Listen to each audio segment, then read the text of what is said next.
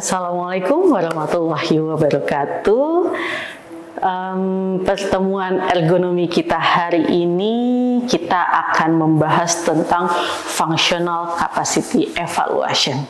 Nah, fokus pada FCE ini adalah terkait tentang alat evaluasi yang objektif untuk mengukur kemampuan fisik dan fungsional seseorang, atau kalau teman-teman nanti sudah bekerja yaitu di tempat kerjanya.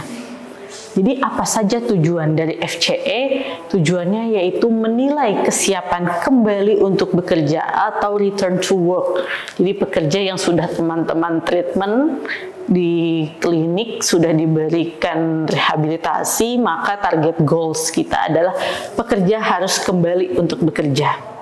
Oke, kemudian yang kedua adalah menentukan kapasitas kerja yang aman, lalu membantu dalam perencanaan rehabilitasi, serta dasar untuk klaim asuransi atau kompensasi. Pada FCE itu merupakan rangkaian tes yang penilaiannya itu sistematis, kemudian objektif, dan juga terstandar.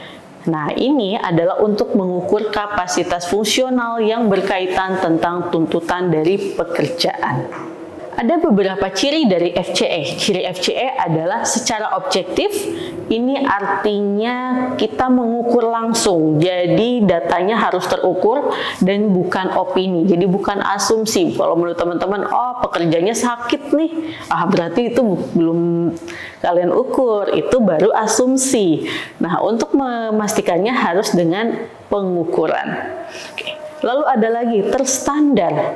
Nah, terstandar ini ya, kita menggunakan protokol yang sudah teruji dan ini dilakukan atau dipraktekkan kepada para pekerja. Lalu ada lagi berbasis kerja. Nah, berbasis kerjanya itu yaitu dengan meniru tugas-tugas fisik yang relevan dengan pekerja. Kemudian ada lagi yang namanya komprehensif. Nah, komprehensif ini mencakup aspek dari fisik dan juga kognitif. Dari yang tadi dibahas, nah inilah yang penting. Siapa sih sebenarnya yang memerlukan FCE? Nah, yang memerlukan FCE itu ada pertama individunya. Individu yang mengalami cedera atau mengalami patologis. Oke.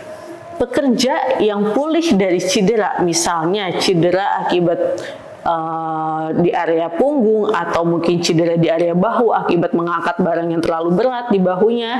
Nah, itu salah satu yang memerlukan FCE. Lalu ada lagi pasien yang menderita penyakit kronis yang mempengaruhi kemampuan fisiknya. Setelah itu, yang memerlukan FCE ada siapa lagi? Ada perusahaan asuransi. Nah, kenapa kok ada perusahaan asuransi? Karena memvalidasi klaim dalam menentukan tingkat disabilitas. Jadi teman-teman yang nanti bekerja, jangan lupa ada asuransi kesehatannya. Oke. Lalu ada lagi manajer dan juga HRD.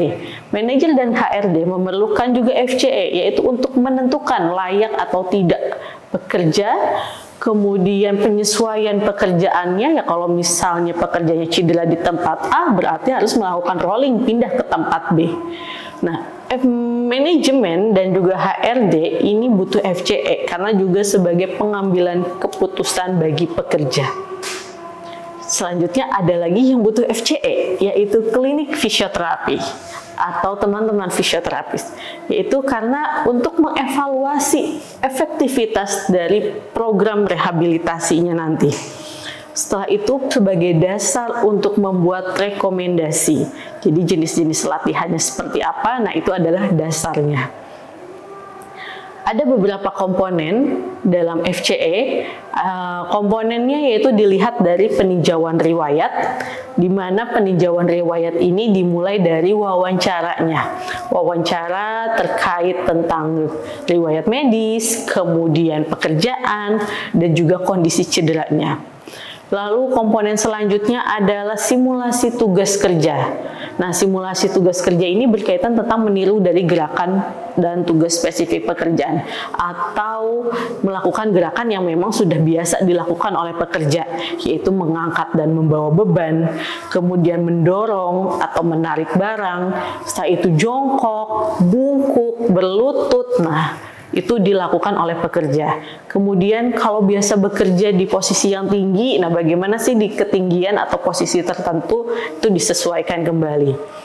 Oke, itu adalah simulasi tugas. Lalu ada lagi pengujian fisik inti. Nah, pengujian fisik inti ini berkaitan tentang kekuatan otot, kemudian fleksibilitas, bagaimana pekerja bisa menjangkau dari gerakan, lalu juga dilihat dari daya tahan tubuh pekerja. Setelah itu, dari pengujian fisik ada lagi yang namanya evaluasi kognitif. Nah, evaluasi kognitif ini adalah penilaian kemampuan bagaimana pekerja tersebut dapat fokus dengan pekerjaannya. Apakah bisa mengikuti instruksi atau justru tidak sama sekali. Nah, oke, baik, itu adalah 4 komponen dari FCE. Kemudian dari komponen tadi berarti ada yang namanya proses untuk dilaksanakan. Ada beberapa tahapan proses pelaksanaan, dimulai dengan yang namanya konsultasi awal atau mungkin proses rujukan. Nah, FCE ini dimulai dari rujukan, biasanya dari dokter ya, atau dari perusahaannya. Atau kalau misalnya hanya berdiri fisioterapi di perusahaan tersebut, berarti dari fisioterapinya.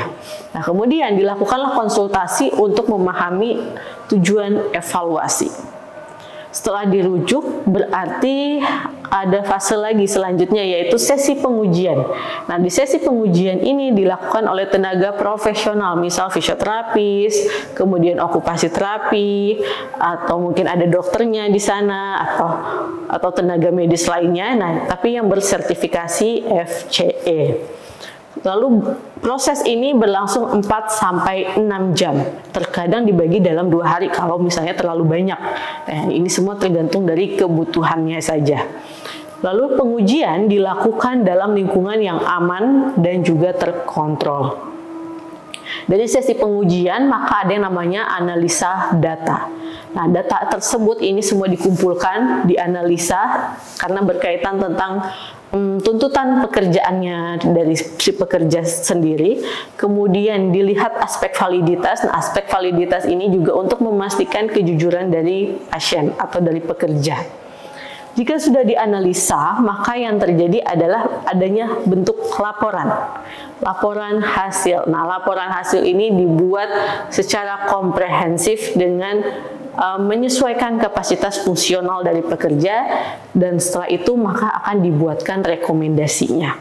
Terima kasih teman-teman semua, sampai jumpa lagi. Wassalamualaikum warahmatullahi wabarakatuh.